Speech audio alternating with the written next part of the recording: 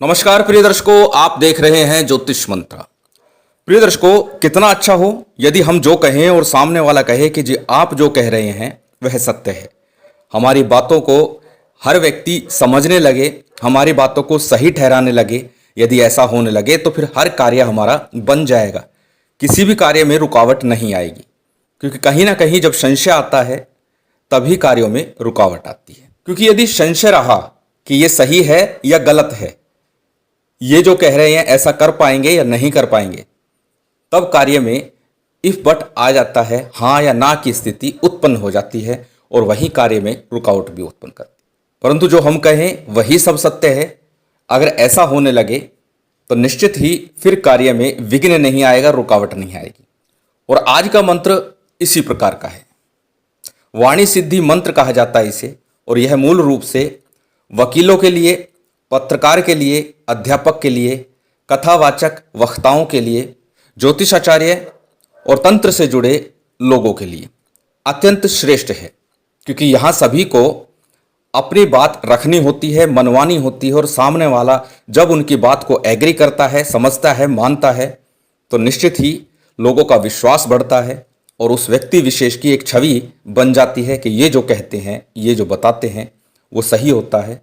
और उन्हें अच्छी नॉलेज है, अच्छा ज्ञान है, और इसी कारण उनकी एक इमेज बनती है, एक शाख बनती है जो उनके कार्यों की सिद्धि कराती है और उनको यश, मान, सम्मान प्रदान कराती है। इसीलिए इस वाणी सिद्धि मंत्र को इन क्षेत्रों से जुड़े लोगों को अवश्य ही करना चाहिए। चाहे आप अध्यापक हो, वकील हो, पत्रकार हो, ज्योतिष या तंत्र से जुड़े हो, या फिर कोई कमीशन एजेंट हो, जैसे कि बीमा एजेंट वगैरह होते हैं, उन्हें भी लोगों को समझाना ही तो होता है कि आप ये प्लान लेंगे और आपको इससे बेनिफिट मिलेगा। यदि सामने वाला उसे एग्री कर जाए तभी तो उन्हें बिजनेस मिलेगा। और आज का यह मंत्र निश्चित तौर पर ऐसा करता है। साबर मंत्र है, अत्यंत श्रेष्ठ है, और सबसे बड़ी बात यह है कि इसमें किसी प्रकार के सिद्धि विधान की आवश्यकता नहीं है। और साथ ही साथ यह मंत्र एक रक्षा मंत्र के रूप में भी कार्य करता है। मां छिन्नमस्ता का यह मंत्र निश्चित तौर पर बहुत ही लाभकारी है।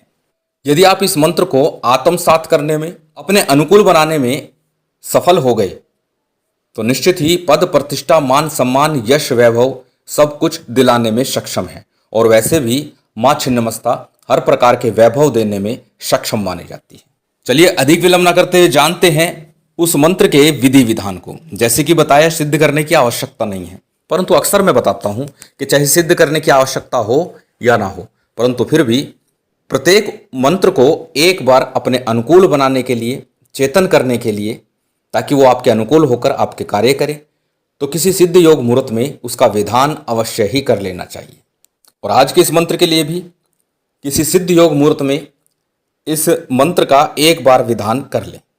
आप कितना कर लें, किस प्रकार से कर लें, क्या सामग्री की आवश्यकता है, वो सब थोड़ा विस्तार से जानते हैं। सबसे पहले जानते हैं हर बार की तरह सामग्री को, कि इस प्रयोग को करने के लिए किस प्रकार की सामग्री की आवश्यकता है। जब विधान करना की आवश्यकता ही नहीं तो सामग्री की आवश्यकता क्यों। सामान्य सी पूजन सामग्री जो भी आपके पास उपलब्ध है वह रख लीजिए। चाहे अक्षत पुष्प हो, धूप दीप नैवेद्य हो, नैवेद्य में दूध से बनी मिठाई लें तो श्रेष्ठ होगा। इसके अतिरिक्त कोई भी सामग्री आप अपनी इच्छा अनुसार ले सकते हैं। उसके बाद हमेशा की तरह जिस दिन सिद्ध योग मुहूर्त हो, अपने घर में उत्तर या पूर्व की तरफ मुख करके बैठ जाइए। लाल या पीले रंग का ऊन का या कंबल का आसन हो, उसके ऊपर आप विराजमान हो जाइए। सबसे पहले शुद्धि आचमन कीजिए, फिर दीपक प्रज्वलित कीजिए। दीपक किसी भी तरह का हो सकता है, घी का या तेल का, तिल तेल प्रयोग कर सकते हैं। श्रेष्ठ होगा यदि गाय के देसी घी का दीपक प्रयोग किया जाए। तो अक्सर बोलता हूं, जब एक दिन का विधान हो तो प्रयास कीजिए कि गाय के शुद्ध देसी घी का ही दीपक आप लगाएं। अन्यथा तिल तेल का दीपक बड़े प्रेम से आप लगा सकते हैं, लेकिन तिल तेल भी शुद्ध होना चाहिए। आजकल मार्केट में 100-125 रुपये में तिल तेल के नाम पर नकली तेल भी उपलब्ध है, तो कृपा तिल तेल भी लें तो शुद्ध लें। दीपक प्रज्वलित करने के बाद सबसे पहले संकल्प करना है। संकल्प में अपना नाम, अपना गोत्र, उस दिन का तिथिवार नक्षत्र बोलिएगा और बोलिएगा आज मैं इस वाणी सिद्धि मंत्र को सिद्ध करने जा रहा हूं, अपने अनुकूल बनाने जा रहा हूं, चेतन करने जा रहा हूं, तो यह मंत्र मेरे अनुकूल होकर कार्य करने लगे। ऐसा मन में भाव रखते हुए संकल्प आपको लेना है। संकल्प का जल थाली प्लेट में या गणेश जी पर अर्पित कर दीजिए। जब संकल्प हो जाए, संकल्प के बाद में सबसे पहले गणेश जी का, गुरु का, कुल देव, पितृदेव, स्थान देव इत्यादि का आपको पूजन करना है। साथ ही भगवान शंकर का, माँ छिन्नमस्था और भैरव जी का सामान्य पंचोपचार रीति से आप पूजन संपन्न कर लीजिए। पंचोपचार रीति में अनेकों अनेक बार बता चुका हूँ कि जो भी सामग्री आपके पास कम से कम भी उपलब्ध है, धूप, दीप, नैवेद्य, पुष्प इत्यादि, ये सब पंचोपचार में आते हैं, तो उससे आप पूजन संपन्न कर लीजिए। जो आपके पास नैवेद्य है पूजन के दौरान वो भी चढ़ाइए। प्रिय दर्शकों, नैवेद्य दो बार प्रयोग होता है, एक बार जब हम पूजन करते हैं तब, और एक बार जब आरती संपन्न करते हैं उसके बाद तब। दोनों ही बार नैवेद्य रखा जाता है। पहले जब पूजन करते हैं तो सामान्य मिश्री या पतासे, गुड़ रख करके हम पूजन कर सकते हैं। उसके बाद कोई विशेष वस्तु भोग स्वरूप रखी जाती है, चाहे वो कोई भी वस्तु हो। जैसे कि इसके लिए मैंने बताया कि या तो दूध से बनी कोई वस्तु हो। जब सभी का पूजन संपन्न हो जाए उसके पश्चात में एक माला गुरु मंत्र की, एक माला गणेश मंत्र की आपको करनी है, और साथ ही साथ इस मंत्र का विधान करना है। जब साबर मंत्रों की बात आती है तो हमेशा बोलता हूँ, साबर सिद्धि मंत्र या महासाबरी मंत्र आपको अवश्य ही 11 बार जपना चाहिए। अनेक बार इसका विधान बता चुका हूँ। मंत्रों को आप प्ले लिस्ट में देख सकते हैं, लिंक आपको डिस्क्रिप्शन में मिल जाएंगे। जब सबका विधान संपन्न हो जाए उसके बाद में मूल मंत्र का कम से कम 11 माला का जप आपको करना है। कम से कम 11 माला का किसी सिद्ध योग मुहूर्त में इसे जपना है, ताकि ये आपके अनुकूल होकर के आपके लिए कार्य करे। और निश्चित ही मंत्र सिद्ध होता है, इसमें संशय मत रखिए। और साबर मंत्र है, ये स्वयं सिद्ध मंत्र कहलाते हैं। अनमिल आखर अर्थ न जापू, प्रकट प्रभाव महेश प्रतापू। अनेक बार बता चुका हूँ कि इनके शब्दों पर ध्यान नहीं देना चाहिए कि किस प्रकार से लिखा हुआ है।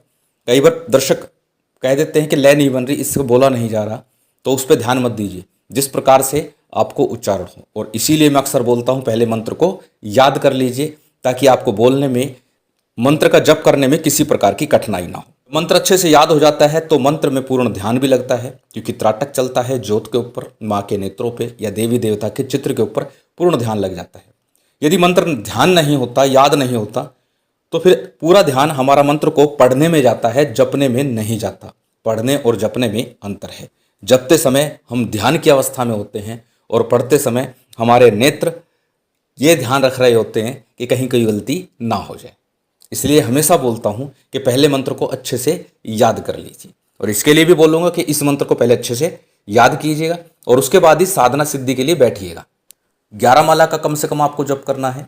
11 माला से अधिक आप करते हैं वो आपकी इच्छा पर निर्भर है। जब आपका 11 माला का जप संपन्न हो जाएगा उसके बाद में सामान्य हमेशा की तरह पहले आरती कीजिए। प्रिय दर्शकों, आरती के लिए भी कई बार प्रश्न आ चुका है, किस दीपक से, जो दीपक आपने साधना के लिए प्रज्वलित किया उसी से आरती करें या दीपक अलग लगाएं। हमेशा याद रखिएगा, चाहे आप नित्य, संध्या, प्रातः जो भी पूजन आप घर में करते हैं उसके लिए भी यदि आप आरती करते हैं तो वो दीपक आपको अलग ही लगाना चाहिए। जिस दीपक से आपने पूजन किया है उस दीपक से आरती नहीं करनी चाहिए। श्रेष्ठ तो यही है कि दीपक अलग लगाएं, चाहे फिर आप कपूर से आरती करें, फिर एक अन्य अलग दीपक लगा लें। आरती कीजिए, और आरती के बाद में आपको जो भी आपने भोग नैवेद्य रखा है उसका भोग लगा करके जलाचमन करा दीजिए।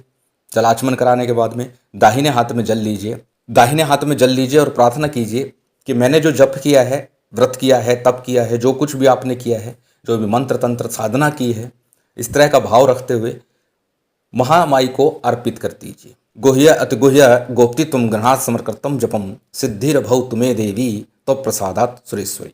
कि मैंने गुप्त से भी गुप्त जो ज्ञान अर्जित किया, जो पाठ किया, मंत्र किया, जप किया, हे देवी मैं आपको समर्पित करता हूँ। सिद्धिर भव तुम्हें देवी, मुझे सिद्धि प्रदान कर देना, यही आपसे कामना है, प्रार्थना है, निवेदन है। और जल को देवी के बाएं हाथ की तरफ छोड़ दीजिए। उसके बाद थोड़ा सा जल अपने आसन के नीचे रखिए, मध्यमा उंगली से तिलक कीजिए, आसन को प्रणाम कीजिए और उठ जाइए। आपका मंत्र सिद्ध है, चैतन्य है।